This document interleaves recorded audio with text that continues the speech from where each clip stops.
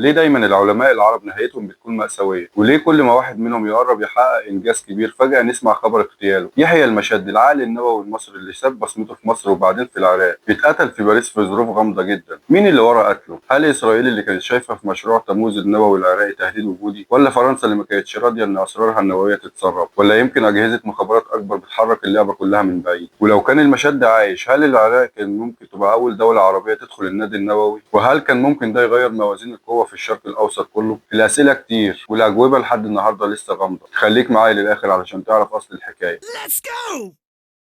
في سنة 1932 اتولد يحيى المشدي في مدينة بنها. كان من عيلة عادية زي أغلب العائلات المصرية، مش غنية أوي ولا فقيرة جدا، لكن أهله كانوا حاطين في دماغهم إن التعليم هو السكة الوحيدة اللي ممكن تفتح له مستقبل كويس. من صغره كان باين عليه إنه مختلف، عنده ذكاء وفضول يخليه ما يكتفيش بالإجابات الجاهزة. يعني لو المدرس شرح درس في الفيزياء أو الحساب، يحيى ما كانش بيكتفي إنه يحفظ القوانين ويطبقها، لكنه كان يقعد يسأل ليه القانون ده موجود وليه بيشتغل كده. ودي حاجة كانت بتخليه مميز عن زمايله. لما خلص المرحلة الابتدائية في بنها، أهله نقلوه طنطا علشان يكمل تعليمه هناك، وبدأ يبان أكتر تفوقه خصوصا في الرياضيات والفيزياء. المدرسين كانوا دايما بيلاحظوا إنه مش بيذاكر علشان يعدي الامتحان بس، لكن علشان يفهم. لو واجه مسألة صعبة ما بيسيبهاش غير لما يحلها ويعرف تفاصيلها. ساعات كان يقعد لحد وقت متأخر في الليل يحاول يحل مسألة واحدة، وده كان بيوري قد إيه إنه كان عنده صبر وإصرار. بعد ما خلص يحيى المشد مرحلة الثانوية، دخل كلية الهندسة في جامعة اسكندرية واختار قسم كهرباء، لأن ده كان المجال اللي شايف نفسه فيه. الكلية في الوقت ده كانت من أقوى المؤسسات العلمية في مصر، وكان فيها أساتذة كبار كانوا بيهتموا جدا بتخريج جيل جديد من المهندسين. يحيى طول فترة دراسته كان متفوق مش بس في الامتحانات، لكن كمان في المشاريع العلمية اللي كان بيشارك فيها. كان معروف وسط زمايله إنه بيهتم بالتفاصيل وبيحب يفهم كل جزء في الدايرة الكهربائية أو أي تجربة علمية، وده خلى أساتذته يعتمدوا عليه بشكل كبير. اتخرج سنة 1952، وده كان توقيت حساس جدا في تاريخ مصر. البلد كانت لسه طالعة من هزيمة حرب فلسطين، وبعدها بشهور قليلة حصلت ثورة يوليو اللي قلبت الأوضاع السياسية والاجتماعية في مصر رأسا على عقب. الجيل بتاع المشد اللي هو جيل الشباب اللي اتخرج في الوقت ده كان عنده إحساس إن قدامه فرصة يساهم في بناء بلد جديدة، بلد مستقلة وقوية. الجو العام كان كله طموح وأمل، وده انعكس عليه بشكل شخصي لأنه بقى شايف إن العلم هو السلاح الحقيقي اللي ممكن ينهض بيه البلد. بعد ما خلص الكلية بدأ يفكر في إنه يكمل دراسته بره. كان عايز ياخد دكتوراه في مجال الهندسة الكهربائية ويطور نفسه أكتر، وفعلا سنة 1956 سافر لندن علشان يبدأ مشواره العلمي هناك. لكن الصدفة لعبت دور كبير، لأن في نفس السنة قامت أزمة العدوان الثلاثي على مصر. الجو السياسي بقى مشحون جدا، والمصريين اللي في بريطانيا واجهوا صعوبات كبيرة بسبب التوترات بين البلدين. المشد نفسه لقى إن الظروف مش مناسبة خالص للاستقرار والدراسة، خصوصا إن مستقبل مصر كان متعلق بالعلم، وهو كان عايز يبقى جزء من ده. علشان كده قرر يغير خطته تماما وما يرجعش مصر في الوقت ده، لكنه يروح مكان تاني يكمل في مشواره. وهنا كان اختياره للاتحاد السوفيتي. الاتحاد السوفيتي في الخمسينات كان في قمة قوته العلمية والتكنولوجية، وكان بيتبنى مشروعات ضخمة في مجالات الطاقة والهندسة النووية. وكمان العلاقات بين مصر والسوفيتي كانت بدأت تقوى بعد الثورة، خصوصا مع جمال عبد الناصر اللي كان بيميل للمعسكر الشرقي. فاختيار المشد للسفر هناك كان منطقي جدا ومناسب للظروف السياسية والعلمية في نفس الوقت. لما وصل يحيى المشد موسكو في نص الخمسينات، كان قدامه عالم جديد تماما. الاتحاد السوفيتي كان وقتها بيعتبر نفسه رائد في الطاقة النووية بعد ما دخل سباق التسلح النووي بقوة ضد أمريكا. الجامعات هناك كانت مليانة مختبرات متقدمة وأساتذة كبار بيشتغلوا على أحدث الأبحاث. المشد اتقبل في واحدة من أهم المعاهد المتخصصة في الفيزياء والهندسة النووية، وقضى هناك تقريبا 6 سنين كاملة. الست سنين دول كانوا نقطة التحول في حياته، مش بس لأنه درس مناهج عميقة جدا في الطاقة الذرية، لكن كمان لأنه عاش في بيئة علمية كلها انضباط وجدية. الروس كانوا معروفين بالدقة والصرامة، والمشد اتأثر جدا بالجو ده. كان بيقعد بالساعات في المعامل يتابع التجارب ويشارك بنفسه، وكان واضح للجميع هناك إنه واحد مختلف عنده حماس غير عادي للعلم. اللي يميزه كمان إنه ما كانش مجرد طالب بياخد العلم وخلاص، لكنه كان دايما بيدور إزاي يوظف اللي بيتعلمه لخدمة بلده. كان بيحلم إنه يرجع مصر ومعاه خبرة تخليها تدخل بقوة في النادي النووي العالمي. الروس شافوا فيه طالب نابغ لدرجة إن بعضهم عرض عليه إنه يفضل معاهم هناك ويكمل مسيرته هناك، لكنه رفض وأصر إنه يرجع مصر بعد ما خلص دراسته. سنة 1964 رجع وهو معاه دكتوراه في الهندسة النووية ورصيد كبير من التجارب العلمية. أول ما وصل اتعين أستاذ في كلية الهندسة جامعة اسكندرية، وبدأ يدرس للأجيال الجديدة علم الطاقة النووية. وفي نفس الوقت انضم لهيئة الطاقة الذرية المصرية اللي كانت وقتها في بدايتها، وكان في خطط كبيرة لعمل برنامج نووي مصر مستقل. لكن سنة 1967 حصلت النكسة. الهزيمة العسكرية كسرت البلد من جوه، كل المشاريع الكبيرة اتجمدت. الدولة ركزت على إعادة بناء الجيش والتسليح التقليدي، واتركن المشروع النووي على جنب. ده كان صدمة كبيرة جدا لعلماء مصر النوويين، ومنهم يحيى المشد. هو لقى نفسه راجع خطوة لورا في وقت كان العالم كله بيتسابق لقدام، ومع ذلك ما فقدش الأمل وفضل مكمل في التدريس والبحث العلمي، مستني اللحظة اللي يقدر فيها يخدم بلده في المجال ده. المشد لقى نفسه في وضع مش مريح، واحد عنده علم وخبرة كبيرة لكنه مش لاقي فرصة فرصة يطبق ده في بلده. وبعد حرب أكتوبر 1973 الأولويات في مصر اتغيرت والبحث النووي ما بقاش على رأس الأولويات. في نفس الفترة العراق كان بيحاول يدخل المجال النووي بقوة. يوم 18 نوفمبر سنة 1975 العراق وقعت اتفاقية تعاون نووي مع فرنسا. الاتفاقية دي كانت معمولة تحت غطاء الاستخدام السلمي للطاقة النووية، بس كل العالم كان فاهم إن الموضوع أكبر من كده. العراق وقتها بقيادة صدام حسين كان عنده طموح إنه يدخل النادي النووي، مش بس علشان الكهرباء أو الأبحاث الطبية، لكن كمان علشان الردع العسكري قدام إسرائيل. فرنسا وافقت تدي للعراق مفاعل بحث من نوع أوزوريس بس بقدرة أكبر شوية، ومن هنا اتسمى أوزيراك، بس العراقيين سموه تموز نسبة لشهر تموز اللي قامت فيه ثورة البعث سنة 1968. المفاعل كان معمول إنه يبقى تحت إشراف الوكالة الدولية للطاقة الذرية علشان يبقى قدام العالم كله إنه مشروع سلمي. الاتفاقية ما كانتش بس توريد مفاعل، لا دي كانت باقة كاملة. فرنسا تبني المفاعل قرب بغداد وتوفر خبراء وفنيين فرنسيين للتشغيل والتدريب، وتشحن وقود نووي مخصب بنسبة حوالي 93% يورانيوم، ودي نسبة عالية جدا قريبة من اللي بتستخدم في القنابل النووية. العراق يبعت مجموعة من علماء يتدربوا في فرنسا على كل تفاصيل التشغيل والصيانة. هنا بقى يجي دور يحيى المشهد. العراق كان محتاج عقل عربي كبير وخبرة نووية تقيل علشان يراقب التفاصيل دي ويتأكد إن المفاعل مش بس صندوق أسود فرنسا بتبنيه وتمشي. المشهد كان معروف في الأوساط العلمية العربية، وبعد ما المشروع النووي المصري اتوقف العراق عرض عليه إنه ينضم للفريق، وفعلا المشهد وافق وبدأ يتنقل ما بين العراق وفرنسا لمتابعة المشروع، وأصبح المشرف الأساسي على التعاون النووي مع فرنسا. دوره كان حساس جدا لأن المسؤول عن مراجعة وفحص شحنات اليورانيوم اللي بتوصل للعراق، وده معناه إنه خط الدفاع الأول ضد أي محاولة للتلاعب أو غش في المواد النووية. في الفترة دي المفاعل بدأ يقلق إسرائيل جدا. الإسرائيليين كانوا شايفين إن أي خطوة نووية في المنطقة تهديد مباشر ليهم، خصوصا لو فيها احتمالية حتى لو ضعيفة إنها تتحول لمشروع عسكري. وهنا دخل جهاز الموساد في الصورة وبدأ يرسم خطة طويلة المدى لمتابعة العلماء المرتبطين بالمشروع، ومن ضمنهم المشهد. كمان فرنسا كانت بتلعب على الناحيتين، من ناحية بتبيع للعراق ومن ناحية تانية ما ينفعش تزعل إسرائيل أو أمريكا. بعد توقيع اتفاقية 1975 وبدء التنفيذ الأمور ما كانتش ماشية بسلاسة. من أول يوم إسرائيل كانت مرعوبة إن العراق يمتلك قدرة نووية حتى لو سلمية، وعلشان كده من أواخر السبعينات بدأت تظهر عمليات تخريب حوالين المشروع. في إبريل سنة 1979 حصل تفجير كبير في شركة فرنسية في مدينة تولون. الشركة دي كانت واحدة من المقاولين المشاركين في بناء أجزاء من المفاعل العراقي. التفجير دمر معدات وشحنات كانت رايحة بغداد، ولحد النهارده التحقيقات الرسمية ما قالتش مين اللي عمل كده، لكن الاتجاهات كلها اتجهت ناحية الموساد. في نفس السنة برضه فرنسا بدأت تماطل في مواعيد تسليم الوقود النووي علشان كانوا تحت ضغط من أمريكا وإسرائيل. نيجي لسنة 1980 وهنا الدور الحاسم للمشهد. العراق كان استلم شحنة من الوقود النووي الفرنسي يورانيوم عالي التخصيب. المفروض إن النقاء والجودة تبقى بمواصفات دقيقة جدا علشان المفاعل يشتغل بأمان، لكن لما الدكتور يحيى المشهد فحص الشحنة لقى إنها مش مطابقة للمواصفات. ببساطة اليورانيوم مغشوش. المشهد كان معروف بصرامته وضميره، رفض يتنازل وقال دي مش هتدخل العراق ولازم تتراجع وتتبدل. القرار ده طبعا ضايق فرنسا جدا، لأن لو العراق أعلن إن فرنسا سلمت وقود غير مطابق ده كان هيبقى فضيحة عالمية تهز مصداقيتها. الفرنسيين حاولوا يداروا الموضوع وقالوا له طب تعالى بنفسك باريس علشان نحل الموضوع، وللأسف هو وافق وسافر. سافر باريس يوم 7 يونيو سنة 1980 وهناك نزل في فندق ميريديان، وكان المفروض يقابل ممثلين عن الشركة الفرنسية ويتابع موضوع الشحنة. لكن اللي حصل إنه في ليلة 13 يونيو 1980 لقيوا جثة المشد في غرفته في الفندق. كان مقتول بطريقة بشعة، ضرب شديد على الراس وكدمات في الجسم وكأن في مقاومة حصلت. الشرطة الفرنسية أعلنت إن القتل جريمة عادية ناتجة عن خلاف شخصي أو علاقة نسائية، لكن كل الدلائل بتقول إنها كانت عملية اغتيال. الموساد كان المتهم الأول، خصوصا إن قبلها بشهور بس كانوا فجروا مكتب الشركة الفرنسية. وكمان بعد سنتين إسرائيل نفذت غارة جوية ودمرت مفاعل تموز كله في عملية اسمها أوبرا. الجثة كان عليها آثار عنف شديد وكأن حصلت مقاومة بينه وبين اللي دخلوا الأوضة. في ناس قالت إن سبب الوفاة ضرب مجرح على الراس بآلة حادة، وفي رواية تانية بتقول إن طعن بالسكين أكتر من مرة وإن حنجرته كانت مقطوعة. لكن اللي متأكد منه الشهود إن الأوضة كان فيها علامات خناقة عنيفة، الكراسي متكسرة والسرير متلخبط والإزاز مكسور. الغريب بقى واللي بيؤكد إن الجريمة مش سرقة إن كل متعلقاته كانت موجودة، جواز السفر موجود، الفلوس موجودة، حتى الساعات وكل الحاجات الشخصية ما كانتش متاخدة. يعني اللي دخلوا قتلوه بس من غير ما ياخدوا حاجة، وده بيشير إن الموضوع سياسي أو مخابراتي مش حادثة عادية. الشرطة الفرنسية من أول يوم حاولت تمشي القصة في اتجاه تاني. أعلنوا إن الليلة اللي قبلها اتشاف مع بنت مغربية داخلين الفندق، وقالوا إنها فتاة ليل، وإن القتل حصل بسبب خلاف شخصي أو علاقة غير شرعية انتهت بجريمة قتل. الرواية دي الإعلام الفرنسي والأوروبي مسكها وابتدى يضخمها كأنها فضيحة أخلاقية. لكن هنا بقى علامات الاستفهام. البنت اللي اتقال إنها دخلت أوضته اختفت فجأة ومحدش شافها تاني، والأغرب إن فرنسا رفضت تعمل تشريح كامل للجثة. اكتفوا ببيان بيقول إن الوفاة نتيجة اعتداء. العراق طلب تحقيق دولي لكن محدش استجاب، ومنظمات عربية كتير وقتها اتهمت الموساد الإسرائيلي مباشرة، خصوصا إن قبلها بسنة عملوا تفجير في مكاتب الشركة الفرنسية، وبعدها بسنة نفذوا عملية أوبرا وضربوا المفاعل العراقي بالكامل، يعني اغتياله كان خطوة في سلسلة استهداف المشروع من الأساس. واللي زاد الغموض إن في صحفي فرنسي كتب مقالات بعدها بسنين وقال إن الشرطة الفرنسية كانت عارفة إن الجريمة عملية اغتيال مخابراتية،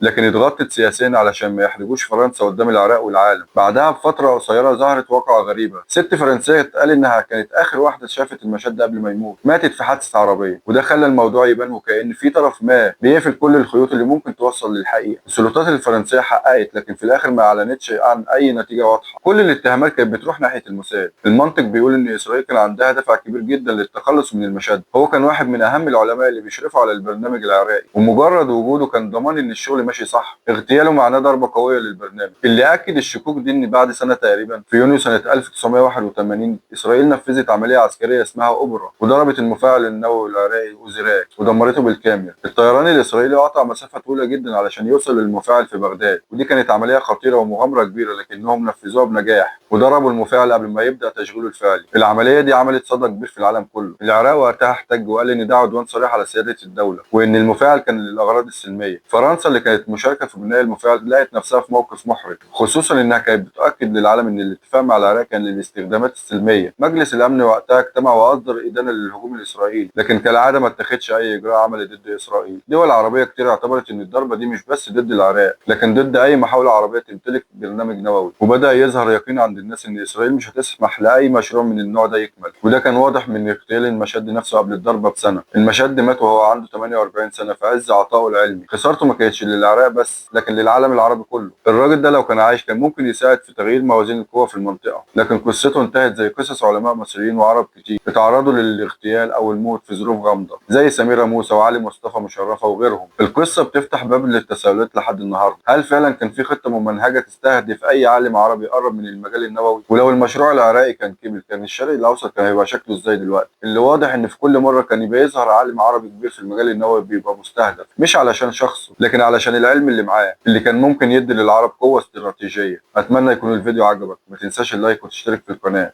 واستناني في أصل الحكاية الجاية.